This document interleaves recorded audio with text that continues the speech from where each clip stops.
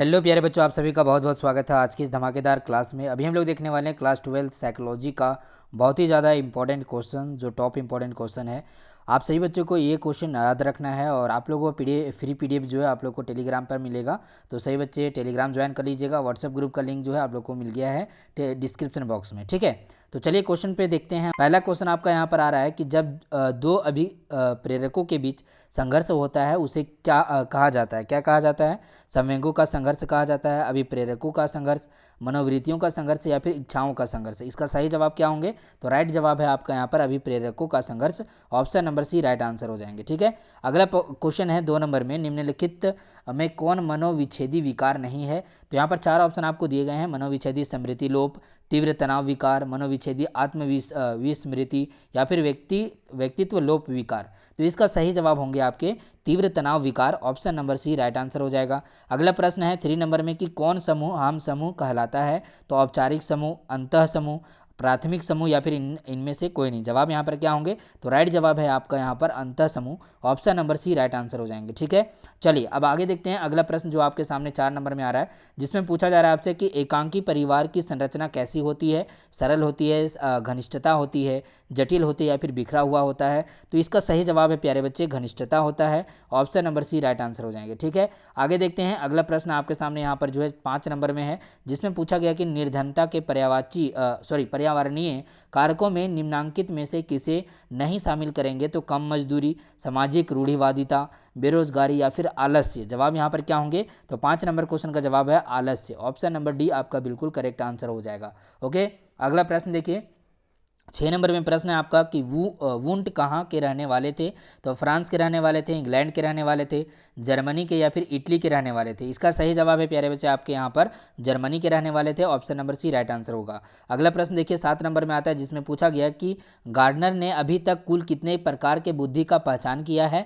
तो 5, 6, 7 या फिर 8। इसका सही जवाब है आपका यहाँ पर 8। Option number D right answer हो जाएंगे। अगला प्रश्न देखिए 8 नंबर में पूछा गया कि अस्टर्नबर्ग के अनुसार बुद्धि को श्रेणी है, ठीक है, बुद्धि का जो श्रेणी है वो कितना है? 55 है, 2 है, 1 है या फिर 3 है। इसका सही जवाब क्या होंगे? तो इसका राइट आंसर हो जाएगा 3। Option number D right answer हो जाएंगे। अगला प्रश्न है 9 नंबर में कि किस अभिक्षमता को एएसटी के नाम से जाना जाता है। तो विभेदक अभिक्षमता, आर्मर्ड सर्विसेज अभिक्षमता या फिर सामान्य अधिक्षमता या फिर व्यावसायिक अभिक्षमता। इसका सही जवाब हो जाएंगे प्यारे बच्चे आपके राइट आंसर आर्मर्ड सर्विसेज अभिक्षमता। ऑप्शन नंबर सी बिल्कुल करेक्ट आंसर हो जाएगा, ठीक है, 9 नंबर में। अब अगला प्रश्न है 10 नंबर में पूछा गया कि निम्नांकित में से विशिष्ट बालक नहीं है। प्रतिभाशाली बालक, मानसिक दुर्बल बालक, सामान्य बालक या फिर विकलांग। इसका सही जवाब क्या होंगे? तो राइट आंसर है आपके सामने यहाँ पर सामान्य बालक। Option number B right answer हो जाएंगे। अगला प्रश्न देखिए आप लोगों के लिए यहाँ पर जो है 11 नंबर आता है, जिसमें पूछा गया आपसे कि निम्न में से कौन प्रतिबल का स्रोत नहीं है। चिंता, कुंठा, सामाजिक प्रतिबल, संघर्ष। इसका सही जवाब हो जाएंगे प्यारे बच्चे आपके राइट आंसर सामाजिक प्रतिबल। ऑप्शन नंबर बी बिल्कुल करेक्ट आंसर हो जाएगा, ठीक है। अगला प्रश्न देखिए यहाँ पर 12 नंबर में आता है, जिसमें पूछा गया कि टीएटी व्यक्तित्व मापन किस प्रकार का परीक्षण है। तो प्रश्नावली है, कागज पेंसिल जांच है, आत्मविवरण आविष्कारिका है या फिर प्रक्षेपी है। इसका जवाब क्या हो जाएंगे? तो राइट आंसर हो जाएगा आपका यहाँ पर आत्मविवरण आविष्कारिका। Option number B right answer हो जाएंगे। अगला प्रश्न देखिए आपके सामने 13 नंबर में आता है, जिसमें पूछा गया कि व्यक्तित्व सिद्धांत के विशेषज्ञ उपागम का अग्रणी हैं। कौन है? फ्रायड हैं, यूंग हैं, आलपोर्ट हैं या फिर क्रेसमर्स हैं। तो इसका सही जवाब क्या होगा? तो राइट आंसर 13 नंबर में देखिए आपका जवाब है Allport. Option number C right answer हो जाएगा, क्लियर है। अब अगला देखिए प्रश्न आपके सामने आ जाते हैं 14 नंबर में, जिसमें पूछा गया है निम्नलिखित में से कौन सेल्डन के व्यक्तित्व प्रकार के अंतर्गत समझा जाता है। अंतर्मुखी, गोलाकार, बहिर्मुखी या फिर उभयमुखी। इसका जवाब क्या हो जाएंगे? तो 14 नंबर प्रश्न का जवाब हो जाएगा आपका अंतर्मुखी। ऑप्शन नंबर ए आपका राइट आंसर हो जाएगा। अगला प्रश्न 15 नंबर में आता है, जिसमें पूछा गया कि निम्नांकित में से कौन स्व का एक प्रकार नहीं है। तो पहचान स्व, सामाजिक स्व, व्यक्तित्व स्व या फिर यहाँ पर संबंधात्मक स्व। यहाँ पर जवाब क्या होंगे 15 नंबर में? इसका जवाब है सामाजिक स्व। Option number C right answer हो जाएंगे। अगला प्रश्न देखिए आपके सामने यहाँ पर आता है 16 नंबर में, किसने आत्मसिद्धि के अवधारणा को प्रस्तुत किया है। तो मास्लो ने किया, रोजर्स ने किया, फ्रायड ने किया या फिर यूंग ने किया।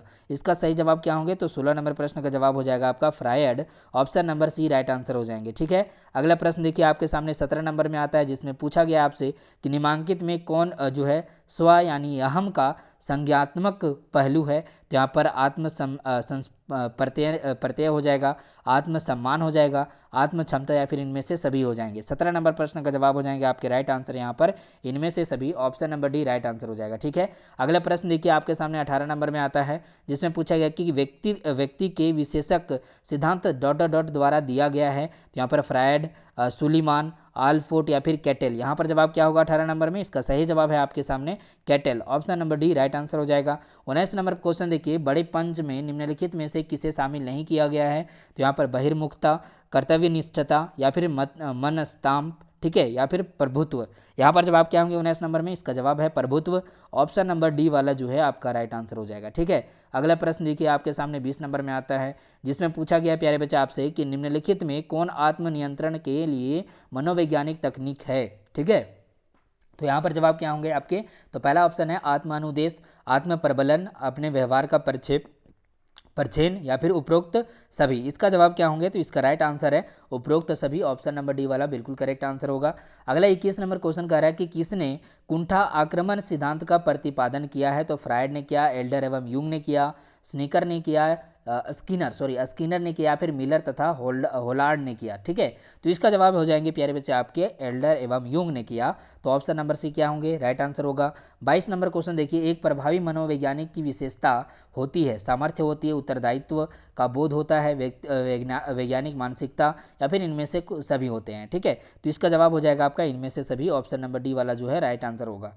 अगला प्रश्न देखिए आपके सामने 23 नंबर में आता है, जिसमें पूछा गया आपसे कि जब व्यक्ति अपने अहम को किसी कष्ट कर इच्छा के ठीक विपरीत इच्छा के प्रेरणा विकसित कर उससे उत्पन्न चिंता से अपने आप को बचाता है, तो उसे कहा जाता है क्या? यौक्तिकीकरण कहा जाता है, प्रक्षेपण कहा जाता है, प्रतिक्रिया निर्माण कहा जाता है, या फिर इनमें से कोई नहीं। जवाब यहाँ पर 23 नंबर में क्या होंगे? इसका राइट आंसर है प्रतिक्रिया निर्माण, ऑप्शन नंबर बी वाला जो है करेक्ट आंसर होगा। ठीक है, अब अगला देखिए, अगला प्रश्न 24 नंबर में आता है, जिसमें आपसे पूछा गया है, सही बच्चे ध्यान देंगे यहाँ पर 24 नंबर प्रश्न कह रहा है आपका कि किस अवस्था में जननेंद्रियों पर फोकस होता है? तो यहाँ पर गुद्धावस्था, जननेंद्रियों अवस्था, या फिर लिंग प्रधानावस्था, या फिर मुखा अवस्था। इसका जवाब हो जाएंगे आपके राइट आंसर जननेंद्रिया अवस्था, option number C right answer होंगे।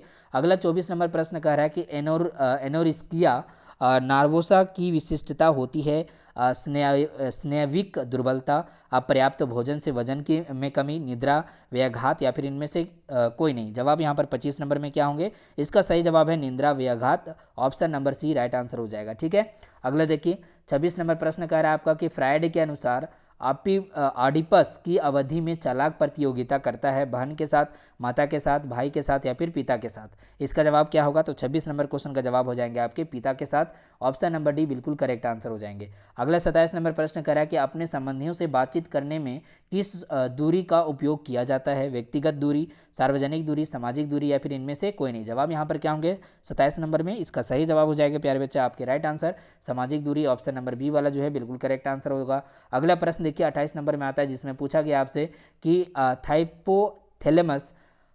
हाइपोथैलेमस कितने माध्यम से क्रिया प्रारंभ करता है? 1, 2, 3 या फिर 4। इसका जवाब क्या है? तो इसका राइट आंसर हो जाएगा आपका 2, option number B right answer हो जाएंगे। अगला 29 नंबर प्रश्न कह रहा है कि तनाव के कई कारण होते हैं जिससे तनाव उत्पन्न होता है, उन्हें कहा जाता है प्रतिगमन कहा जाता है, प्रत्याहार कहा जाता है, प्रतिबलक, या फिर अनुकरण। जवाब आप लोग को जल्दी से बताना है 29 नंबर में। इसका जवाब हो जाएगा प्रतिबलक, ऑप्शन नंबर बी जो है बिल्कुल करेक्ट आंसर हो जाएंगे। ठीक है, अब 30 नंबर क्वेश्चन देखिए, भीड़ो या भागो अनुक्रिया का संबंध है, बताइए। होलार्ड एवं मिलर से होगा, कोलेन से हो जाएगा, कोल्हेन, या फिर यहाँ पर कैनन से, ग्लास एवं सिंगर से। जवाब बताइए जल्दी से।